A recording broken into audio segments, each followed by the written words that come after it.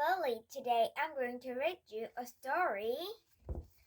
Roaldal Matilda, Chapter 18. The Names. Let's read it.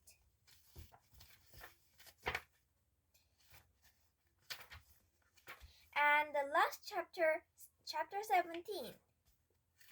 And the end was, "Who is she?" Matilda asked. Miss Honey hesitated a moment. Then she said softly, "Miss Trunchbull." "The names." "Miss Trunchbull!" Matilda cried, jumping about of foot in the air. "You mean she is your aunt? She brought you up?" "Yes," Miss Honey said. "No wonder you were terrified," Matilda cried. "The other day we saw her grab a girl by pigtails and threw her over the playground fence."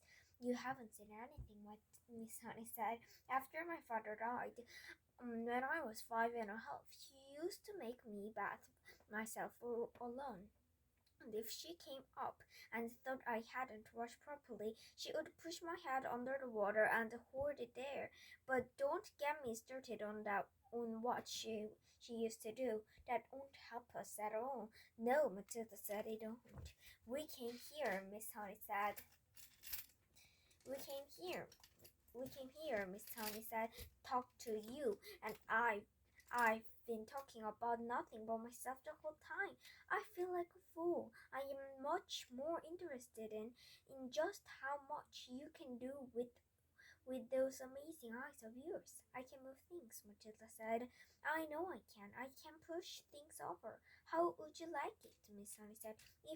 If we made some very cautious experiments to see just how much you can move and push." "Quite surprisingly," Matilda said. "If you don't mind, Miss Honey, I think I would rather not. I want to go home now and think about all the things I've heard this afternoon." Miss Honey stood up at once. "Of course," she said. I have kept you here for too long. Your mother will be starting to worry." She never does that," Matilda said, smiling. "Yet I would like to go home now, please, if you don't mind." "Come along then," Miss Honey said. Wait for me. Oh, here's my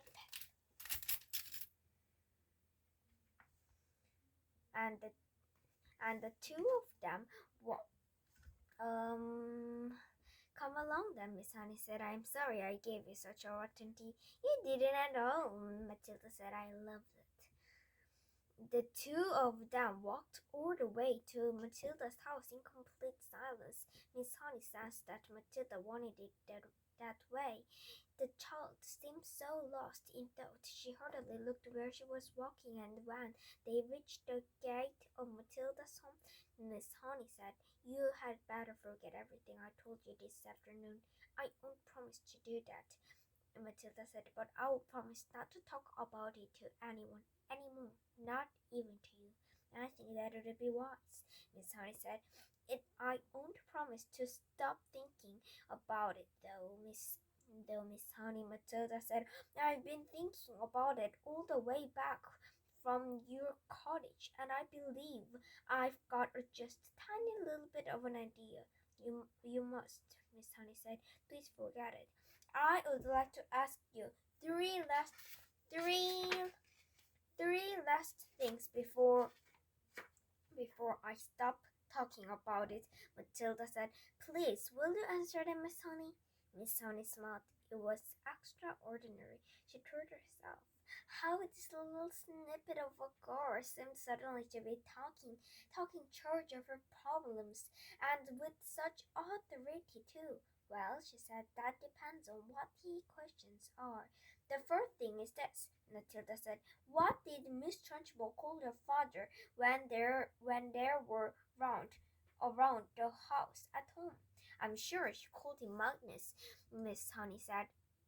"That was his first name." "And what did your father call Miss Trunchbull?" "Her name is Agatha," Miss Honey said. That's what he would have corridor. Endlessly, Matilda said, "What did your father and Miss Trunchbull call you around the house?" "They call me Jenny," Miss Honey said. Matilda pondered these answers very carefully. "Let me make sure I've got them right," Miss Honey said.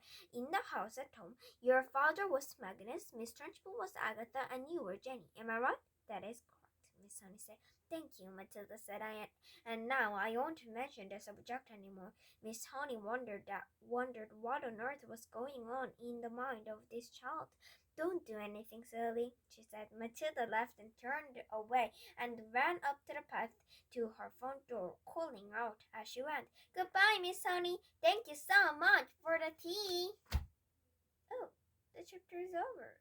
Wait for me just a second. I came back, and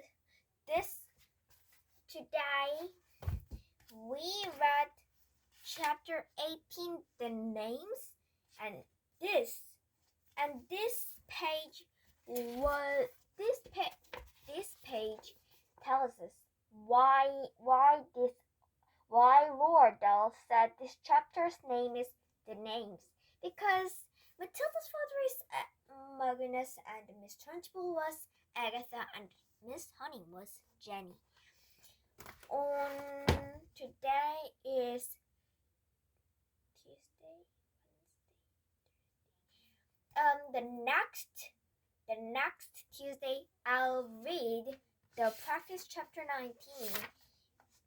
It's a little short, but it will be very fun. Until then, bye!